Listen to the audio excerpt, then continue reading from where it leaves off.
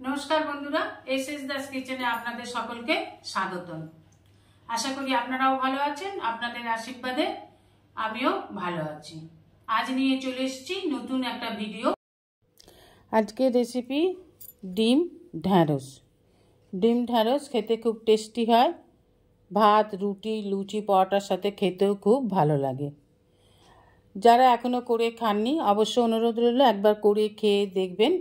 আর যারা করে খেয়ে দেখেছেন তারা তো জানেন এটা কত সুন্দর টেস্টি হয়। তা চলুন রেসিপিটা দেখে নিই। ওভেনে কড়া বসিয়ে দিয়ে দিলাম সরষের তেল। তেল গরম হয়ে গেলে দিয়ে দেব আগে থেকে কেটে রাখা ঢেঁড়সগুলোকে। ঢেঁড়সগুলোকে আমি এখানে বড় বড় করে কেটে নিয়েছি। ঢেঁড়স দিয়ে দিলাম পরিমাণ মতন লবণ। এবার ঢেঁড়সটাকে ভালো করে নেড়ে নেড়ে ভেজে নেব। যতক্ষণ না ঢেঁড়স নরম হচ্ছে ততক্ষণ পর্যন্ত ভেজে নিতে হবে আমরা যেভাবে ভাজি। দেখুন ঢেঁড়স নরম হয়ে এসেছে, অনেকটা কমেও গেছে। এবার ঢেঁড়সগুলোকে নামিয়ে নিলাম। দিয়ে দেবো আরেকটু সর্ষের তেল। দিয়ে দেবো তেল গরম হয়ে গেলে পেঁয়াজ কুচি। পেঁয়াজ কুচিটাকেও একটু ভালো করে ভেজে নেব যতক্ষণ না পেঁয়াজের কাঁচা গন্ধ চলে যাচ্ছে, পেঁয়াজ গোল্ডেন কালারের হচ্ছে। দিয়ে দেবো পরিমাণ মতন লবণ। আগে ঢেঁড়সে লবণ দিয়ে দিয়েছি, তাই এখন লবণ একটু কম দিতে হবে। লবণ দিয়ে ভালো করে পেঁয়াজটাকে ভেজে নেব। পেঁয়াজ বাদামি কালার হয়ে গেছে। এবার নিয়ে নিয়েছি দুটো ডিম। ডিম দুটোকে ফাটিয়ে দিয়ে দেব। আমি এখানে দুটো ডিম নিয়েছি। আপনারা ইচ্ছা করলে বাড়িয়েও নিতে পারেন, আবার কমিয়েও নিতে পারেন। এবার ডিমের সাথে পেঁয়াজটাকে খুব ভালোভাবে ভেজে নেব।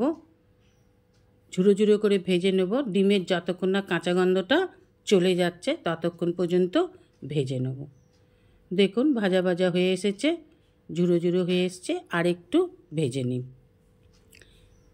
এইভাবে আর একটু ভেজে নিতে হবে। এখানে বলে রাখি যেসব বন্ধুরা আমার চ্যানেলটিকে সাবস্ক্রাইব করে আমার পরিবারের সদস্য হয়েছেন তাদের অসংখ্য অসংখ্য ধন্যবাদ। যারা এখনও আমার চ্যানেলটিকে সাবস্ক্রাইব করে আমার পরিবারের সদস্য হননি তাদের কাছে অনুরোধ রইল আমার চ্যানেলটিকে সাবস্ক্রাইব করে আমার পরিবারের সদস্য হবার জন্য। দেখুন ডিমটা ঝুরঝুরে হয়ে গেছে। এবার দিয়ে দিলাম টমেটো কুচি, আদা রসুন কাঁচা লঙ্কা বাটা দিয়ে এবার ভালোভাবে আর একটু ভেজে নেব যতক্ষণ না টমেটোগুলো নরম হয়ে যাচ্ছে।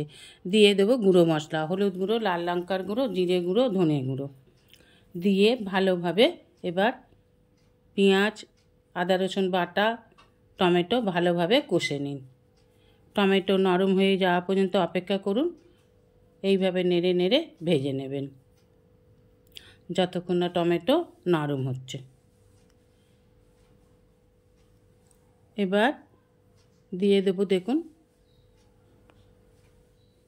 ডিমটা ঝুরঝুরে হয়ে গেছে। এবার দিয়ে দিলাম একটু জল যাতে টমেটোটা খুব তাড়াতাড়ি নরম হয়ে যায় আর ডিমটাও ফুটে উঠবে একটুখানি। এবার জলটা শুকিয়ে যতক্ষণ না ঝুরো ঝুরো হয়ে যাচ্ছে ততক্ষণ পর্যন্ত অপেক্ষা করতে হবে। টমেটো নরম হয়ে গেছে, প্যাচুলার সাহায্যে একটু নরম করে আর একটু ম্যাশ করে নিন যাতে ডিমের সাথে টমেটোটাও মিশে যায়। এবার দিয়ে দেবো ধনেপাতা কুচি। আমি দিয়েছি ধনেপাতা, আপনারা ইচ্ছা করলে কসুরি মেথিও দিতে পারেন। ধনেপাতা দিয়ে ভালোভাবে ভেজে নেব। এবার দিয়ে দেব ভেজে রাখা ঢেঁড়সগুলোকে। ঢেঁড়স দিয়ে ভালোভাবে নেড়ে চেড়ে ঢেঁড়সের সাথে মিশিয়ে নিতে হবে। ডিম ঢেঁড়সটা একটু গা মাখা হবে,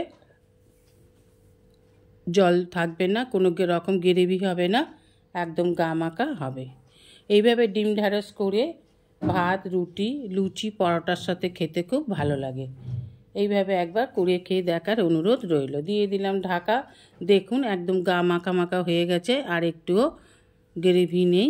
এবার নেড়ে চেড়ে নামিয়ে নিলেই তৈরি ডিম ঢেঁড়স। আশা করি রেসিপিটা আপনাদের ভালো লেগেছে। ঢাকা দিয়ে 30 মিনিটের জন্য রেখে দেব। ঠান্ডা করে নামিয়ে নিলেই তৈরি ডিম ঢেঁড়স। যদি এইভাবে করে খেয়ে না থাকেন অনুরোধ রইল একবার করে খেয়ে দেখার জন্য। ভিডিওটি ভালো লাগলে অবশ্যই একটা লাইক কমেন্ট সাবস্ক্রাইব করার অনুরোধ রইল।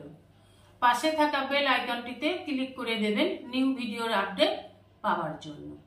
সবাই ভালো থাকবেন।